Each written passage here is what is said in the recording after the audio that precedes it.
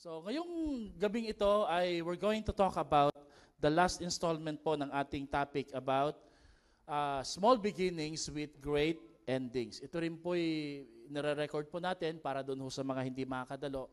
Pero ginawa po natin tong on-site prayer gathering kasi po kanina katatapos lang po ng royalties para po tuloy-tuloy na rin. Total, nandito rin naman yung mga leaders po natin at members. Palakpakan po natin yung mga leaders po natin sa youth na patuloy po na naglilingkod para sa ating Panginoon.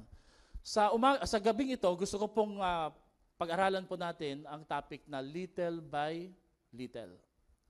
Little by little. Exodus chapter 23, verse 20.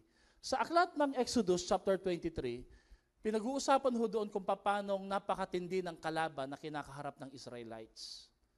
Pag binabanggit po yung salitang kalaban or enemy, hindi po maiwasang mabanggit yung salitang battles o pakikipagdigma. No? At kagaya po ng Israelites, tayo rin naman po may mga dinidigma o kinakaharap na mga digmaan sa ating mga buhay. Naroroon po yung financial battles, spiritual, emotional, and even spiritual battles sa ating buhay na kinakaharap natin araw-araw.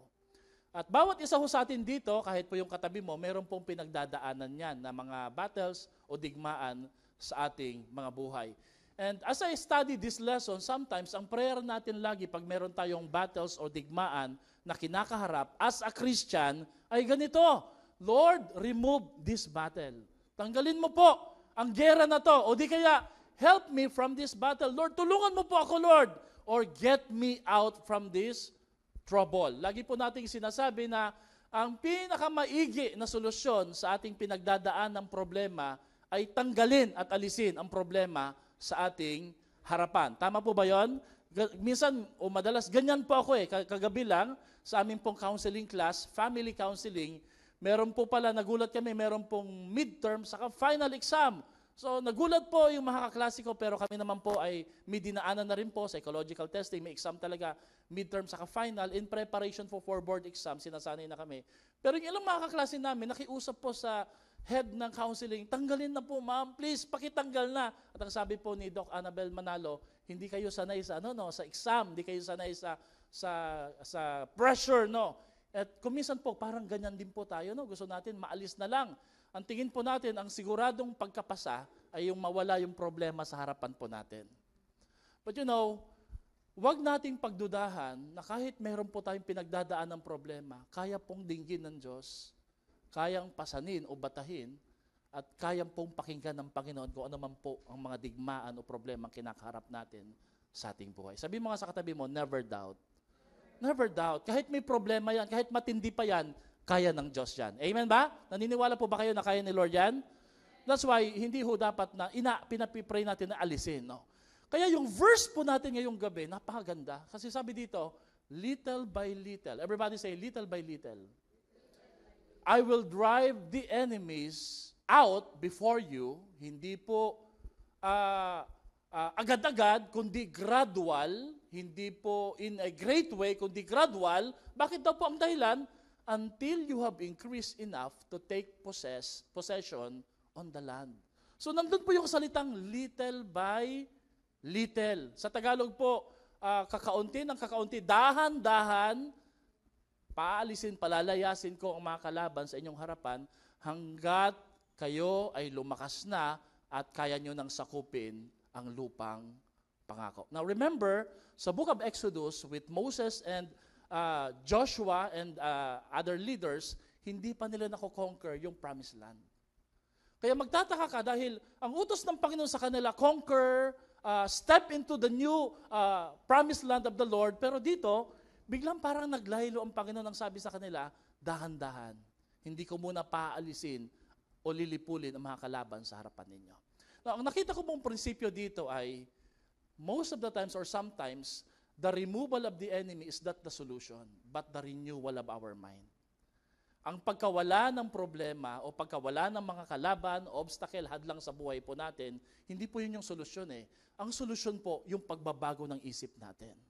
Now, ang sinasabi ko ho dito mga kapatid ay, hindi po sa gusto natin may problema tayo. Ang sinasabi ko ho dito, may problema pa rin, pero pag nagbago ang pananaw natin sa problema, posible pong maayos agad yung problema.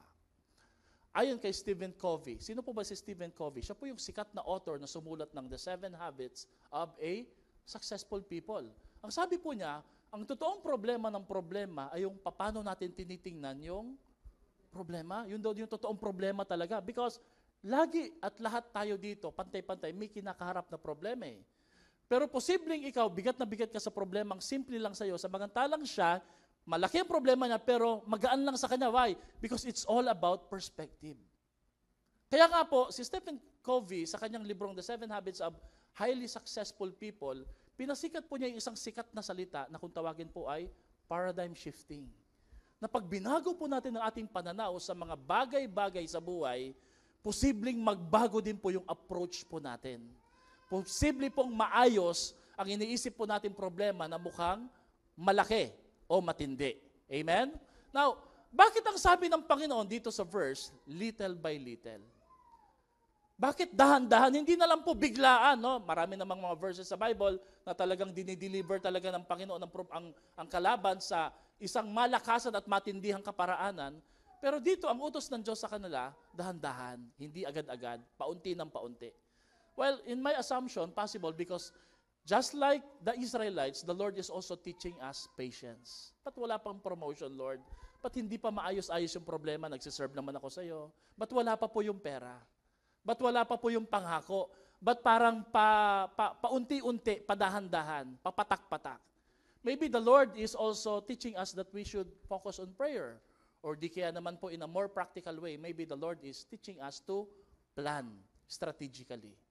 Pero ang isang bagay po na matindi at sigurado, tinuturuan tayo ng Diyos na maging matyaga sa lahat ng bagay.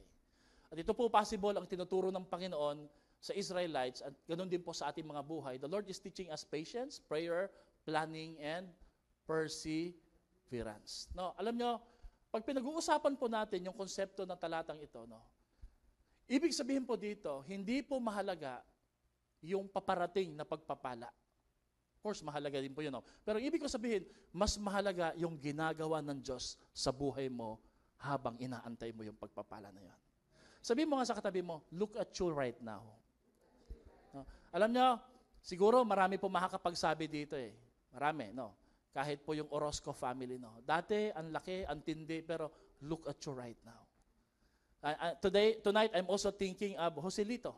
No? Si Joselito, he is about to graduate na sa kanyang kursong napakahirap. Civil engineering di ba? Little by little po, pwede po bang, sana po, naipasa na, 1 year na lang pero hindi. Sabihin nyo nga kay Joselito, look at you right now. Tama, no? Your inside development is more important than your outside accomplishment.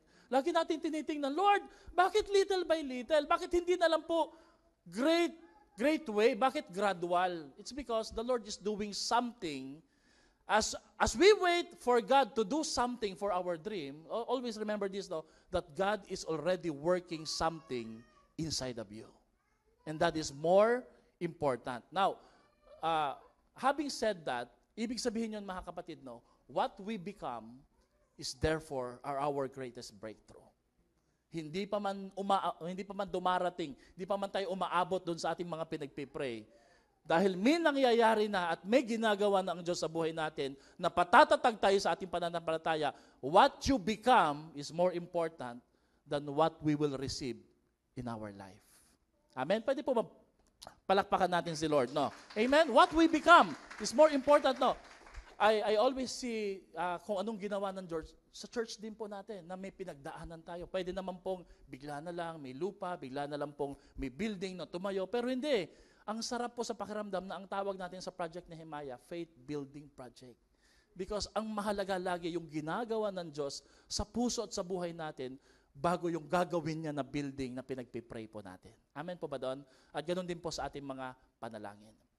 Bawat pangako ng Diyos may proseso. Alam niyo na po ito eh. And sa case po ng Israelites, the Lord is teaching them growth. How do you know if you are mature? No, when you can stand under pressure. Pag nasa gitna ka ng matinding pressure, you are possibly on the pathway of maturity. Now, how do you know that, Pastor? Because every time you undergo pressure, mapapansin niyo to pag dumaan ka sa pressure na lagpasan mo, the Lord started to entrust you something bigger sa buhay mo. Mapapansin mo na you're growing na. Bakit? Pag nalagpasan mo yung mga problema, nalagpasan mo yung pressure, may nilalagay ang Diyos na promotion sa buhay mo. Why? It's not because of who you are, but who you become sa mga pinagdaanan mo. Sino po dito nagpipray at ready na sa promotion sa buhay niya? Pero dapat may dadaanan ka Little by little Amen po ba doon? No? Ulitin natin yung verse. No? Sabi dito, basahin natin. Little by little, I will drive them out before you. Anong reason? Until you have grow, you become mature. Alam niyo kung bakit? Tanungin niyo kung bakit. Kasi hindi nila kakayanin ang mga higanteng aabutan nila sa Canaan. Hindi nila kakayanin yung bigat ng laban pagdating sa Canaan. Kasi po, after Exodus, anong susunod sa libro ng Exodus? Sunod ng Leviticus, laws ay Numbers. Sunod ng Numbers, sunod ng Deuteronomy, Joshua. So little by little, wow, 4 na libro muna bago yung conquest. Why? Kasi hindi po sanay ang mga Israelites sa pakikipaglaban. Hindi na sila nasanay dahil lagi na lang silang umaasa sa manna from heaven. Umaasa sila sa tubig, sa mga bukal na ibinigay ng Diyos sa kanila. So the Lord is preparing you for your breakthrough. Now, don't you ever think na ito i-hand carry lang o i-deliver lang ng Diyos sa ito. There will be a fight. And you know, the delays could mean that the Lord is preparing you for something great sa buhay po natin. Amen? Amen po ba doon mga kapatid? No? So that you will grow, you will increase enough to take possession of the land. In other words, sinasabi po ni Lord sa kanila, kayo lang sapat na. Kayo lang, tama na. No? Pero merong cross-reference po ang verse na to. And it could be found in Deuteronomy. Ang sabi sa Deuteronomy, the Lord your God will drive out those nations before you. Naulit na naman yung salita. Little by little. Why? Because if He will eliminate all those great enemies, the wild beast will devour them. Ang ibig sabihin po, habang sila po ay nasa disyerto, habang sila ay naghahanda patungo po sa lupang pangako, napapalibutan sila ng hindi lamang banta ng mga higanting kalaban, kundi ng mga dambuhal at mababangis na mga hayop. And the only reason bakit hindi sila napapahamak is because napapalibutan din sila ng mga kalaban na bihasa sa pangangaso. Ano pong ibig sabihin na ito mga kapatid? Kahit yung kalaban mo, ginagamit ng Diyos para proteksyonan at pagpalain ka. Amen po ba doon? No? Iisipin mo, Lord, bakit wala pang tugon? Bakit ang tagal nilang tumugon? Bakit hanggang ngayon may sakit pa rin? Bakit walang kapatawaran, walang kaayusan na nangyayari? Yun pala, ginagamit ng Diyos yung pinaka-delay o pinaka-unanswered prayer sa tingin mo. Why? Because the Lord is using them to protect you and to prepare you for something great. Pwede po ba natin palakpakan si Lord doon? No? Wow! Amen, no? Yun pala yung reason. And for all you know, kung hindi pa to sinabi ng Panginoon, nagdududa, nagtataka na ang mga Israelites, sinasabi nila, si Lord, wala yan Si Lord, hindi yan mabuti. Bakit? Hinahayaan niya, may kalaban. Pangako daw, pero wala naman nangyayari. May pagbabago nangyayari, pero hindi biglaan, hindi madamihan, hindi malakasan, paunti-unti.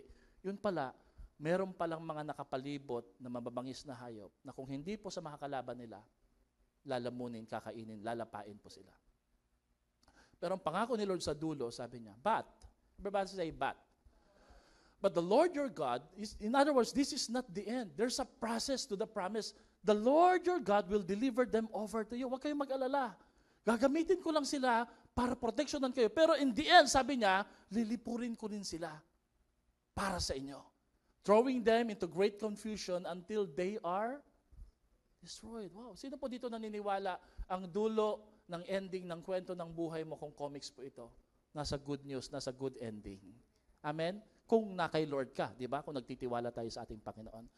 Kaya po, alala ko po yung verse, having said these verses sa Old Testament, alala ko yung verse sa James chapter 1 verse 4 that says, let the problems, the pressures, let the pain and the perseverance have its work in you.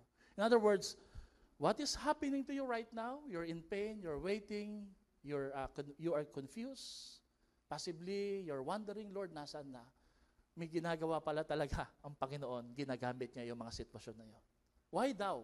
Because so that you may be mature and complete, not lacking anything. Amen? Not lacking anything. No? Alam niyo, ang Panginoon, no? mabuti po siya eh. Ayaw ho niya na darating yung responsibilidad at promotion at pagpapala na mapapahiya ka lang at mapapahiya yung pangalan niya. Gusto niya pag dumating yon, handa ka at kaya mong dalhin. Amen? Can you say to your seatmate, sabi mo sa kanya, the Lord has already prepared the blessing, but today He is already preparing you for the blessing. Amen? Naniniwala po ba kayo doon? Nakahanda na ang pagpapala, pero ikaw na lang ang hinahanda para sa paparating na pagpapala. Sabi ng iba, maniwala ako. Di bahala ka kung di ka naniniwala. Pero that's the pattern of the Lord, yung fingerprint ni Lord pag nagbe-bless. No? Malapit na po matapos. Meron pong isang prayer si Bill Hybels. Ang sabi po niya, if the request is wrong, God would say, no. But if the timing is wrong, God would say, slow, dahan-dahan muna. If you are wrong, and there's something wrong in our life, God will say, grow. Hindi ka pa ready. Pero tingnan niyo po ito, no? Sabay-sabay natin basahin. But if the request is right, and the timing is right, and you are right, God says, kapatid, pag tama talaga, kahit ayaw mo, hindi mo mapipigilan ang panahon na tinakda ng Diyos para iparanas sa kayo ang pagpapala ng ating Panginoon. But is it possible that today, as we speak, we are talking, no, is it possible na may inaayos pa si Lord sa buhay po natin? At dahil may inaayos po siya, makatitiyak po tayo na pag ang Diyos ang nag-ayos, siguradong maayos po talaga tayo. At pag ang Diyos ang nag-ayos, inihahanda tayo sa mas matindi at mas maganda na pagpapala sa buhay po natin. Amen? Amen po ba doon? Amen? Amen, no? Psalms 27:14 says, that's why the Lord is teaching us patience, that we must wait for the Lord. And as we wait for the Lord, let us be strong. What do you mean by strong? No? Hindi nang lulupay. Hindi yung nag-aantay ka ng pagpapala, nag-relax ka, backslide, nanghihina, kundi nagpapakatatag ka rin. No? Sino ho may trabaho sa pagpapakatatag? Tayo. Amen? Hindi ho trabaho ng Diyos yun. Ang Diyos po ay nagpapalakas po sa atin, nag-i-encourage po sa atin, pero yung choice na maging malakas at ma-encourage is on us. Yung magpatuloy po tayo, nasa iyo yun eh. You know, can I say this now? Even if God is fighting for you, if you are not fighting for yourself, God can never fight for you. Gusto kong ipaglaban ng Panginoon, pero hindi mo kayang paglaban yung sarili mo. Hindi ka mapaglalaban ng Diyos. Bakit? Hindi po namimilit ang ating Panginoon. So we take heart, we take courage, we wait for the Lord. Everybody say, wait for the Lord. Sino ho dito handang mag-antay hanggang dumating yung katuparan ng pangako ng Panginoon sa ating buhay? Amen? Anong nangyayari sa mga taong hindi nakapag-aantay? May pattern po ang numbers eh. Nangamatay, nagreklamo, nilamo ng lupa. Anong nangyari doon sa mga nakapag-antay? They benefited on them, they were blessed, but not just them, even the next generation na kanilang lahi, pinagpala ng ating Panginoon.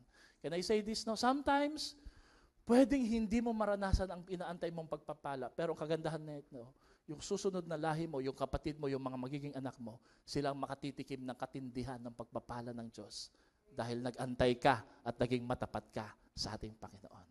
And for me, that's good enough na po. No, amen po ba doon, mga kapatid? So the question is this, what areas of your life right now do you see God is working gradually, not greatly, Alam nyo, I can feel you even though you don't talk to me, you don't talk to us na parang ganito. No? We can feel, sa tagal po namin sa ministry, alam namin kung may iba ko sa inyo dito, naiinip na, may pinagdadaanan na, and yet you continue to serve the Lord. No? Meron bang bahagi sa buhay nyo na parang hindi po great ang kilos ni Lord pero gradual lang?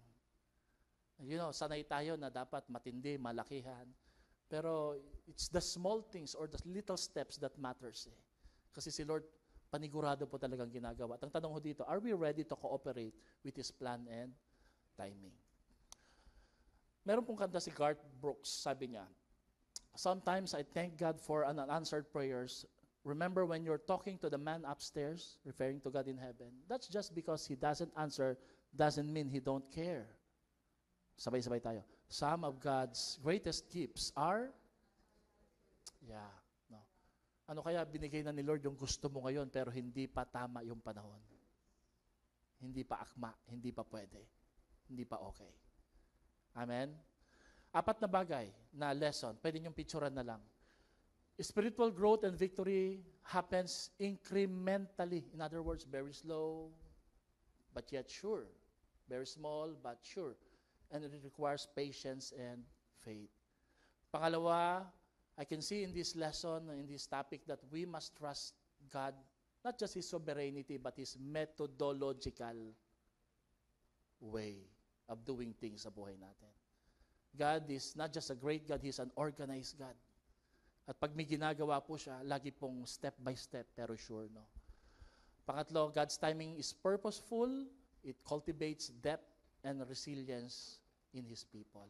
At pang-apat, let us understand that complete victory may require time and obedience before fully inheriting the promises of God. Darating yung time, mapagpapatotoo po natin yung buong pagpapala na bakit binigay na po ng Diyos para sa atin. I came across this quotation, and I was always reserving this quotation for such a time like this. No? Ang pamagat po ng quotation na to is, thank you, Lord, for the not yet promises. No? Basahin nga po natin ng sabay-sabay, mga kapatid. Lord, you've shown me that there's a gift in waiting, a kind of peace that comes when I stop rushing and I start trusting. Thank you for this pause, for teaching me that sometimes the greatest blessings come not from what I can hold in my hands, but from what you're working out in my heart. Lord, thank you for this kind of peace, a peace that helps me avoid rushing into things that are not meant for me just yet. I'm grateful for the blessings of not yet promises, for the chance to pause and to be present in this moment, a time to reflect, to seek you, to pray, to prepare, and to rest. You know, ang tawag ho natin dito, sige, we can clap our hands now. Ang tawag natin dito sa Pilipino ay the already but not yet promise of God. Sa Tagalog, nandyan na pero wala pa. Joselito, nandyan na pero wala pa. Narinig niyo na po yung salita na yun? Nandyan na, Sis Achi, parating na. Alam mo na nandyan na eh. Parang sweldo. Nandyan na eh. Pumasok na eh. Ina-account na lang. At paparating na. Pwede po ba natin palakpakan si Lord? Amen? Now, prophetically, by faith, sabihin mo nga sa katabi mo, nandyan na, paparating pa lang. Ready, go. Nandyan na. Wow. Amen? Amen po ba doon? Naku po. Praise God. Praise God, no? Kailan darating, Pastor? Ang sabi ni Lord, at the right time, or when the time is right, I, the Lord, will make it happen. Tayo po'y tumayo para sa isang panalangin. Right. Pwede po ba nating itaas ang ating kamay? And kung kasama mo ngayon yung mahal mo sa buhay, hawakan mo yung kamay niya. Si Pastor, mahilig magpahawak ng kamay, no? O, kasi we empower family. That we pray in partnership, in accountability, hindi lang po individually, no? Before I pray, I just want you to meditate on the not yet promise of Jesus. It's already there, but it's not yet happening. But do you have the faith na handang mag-antay, na handang magtiwala sa Diyos? Can we just pray and tumugon po tayo sa mensaheng ito na sinabi ng Diyos sa atin? Let us respond in prayer. Maybe as a couple, as a family, sabihin niyo, Lord, I'm willing to wait of the not yet promises, little by little, Lord. Because I know, Lord, that you're doing something inside of me. Binabago mo ako, Lord, araw-araw. May ginagawa ka na, Panginoon. Hindi pa man nangyayari. Wala pa man ako nakikita. I know, Lord, that you're working inside of me, inside my family. Step by steps. But sure steps, Lord. Thank you, Jesus. Thank you, Lord.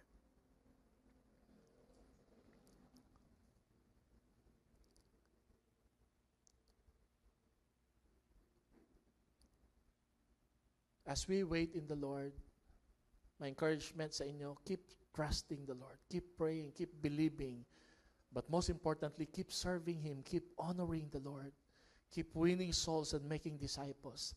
Just because there's a delay, i-delay mo na yung paggawa ng tama. Keep doing what is right kahit nag-iisa ka na lang. Because the Lord has promised little by little, may ginagawa na siya sa buhay mo. Let us pray, Lord, thank you for the not yet promises of our Lord. But Lord, as you have said in Corinthians, all the promises in your word are yes and amen to the Lord Jesus Christ. Kahit, Lord, yung mga nangyari na, paparating pa lang at mangyayari na, Lord, lahat po yun, Lord, ay amen, amen. Nang ibig sabihin po, Lord, ay nangyayari na, nagkatotoo na, paparating na. This is our faith, this is our confidence, Lord. That as we serve you, Lord, as we wait on you, Lord,